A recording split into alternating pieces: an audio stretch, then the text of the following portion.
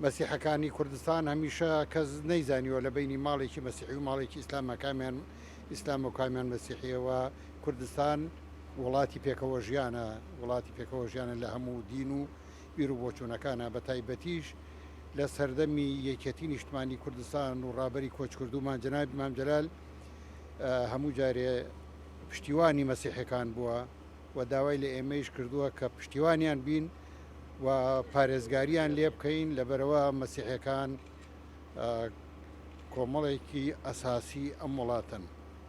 ڕەنگە بە هۆی شەڕ و شۆڕ و ئەوانەوە تووشی کارەسات و ئەوانە بوو بن و ئەو کارەساتانە بووەتەوەی کەمبوونەوەی مەسیحەکان. ئەمە پشتیوانیانین، پیرۆزباییان لێ یەکەین و کوردستان وڵاتی خۆیانەوەی وەکو ئێمە کوردن خەڵکی ئەم وڵاتەن و ئەگەر لە عێراقیشەوە بێنە کوردستان هەر وڵاتی خۆیانە، ئێرە مەلجەئی ئامنە بۆ هەموو دین و بیر و بۆچوونەکان کە لە هەر جێگایەکی ئەو دنیا هەبن.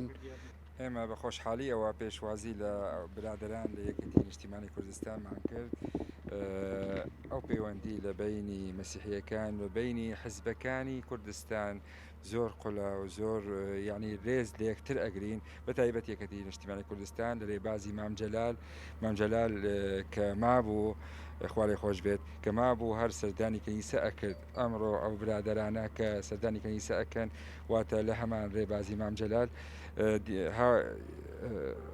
ئۆمێددارین کۆرۆنا کۆتاییەت و هەمووی گیان ئەگرێتەوە لە طبیعەتی خۆی لە سروشتی خۆی کۆتایی بە ئەم نەهامەتیە لە نەهامەتی ئابووری و اقتصادی لە هەرێمی کوردستان و هەموو شتێک چاک ئەبێتەوە ئینشاءالله.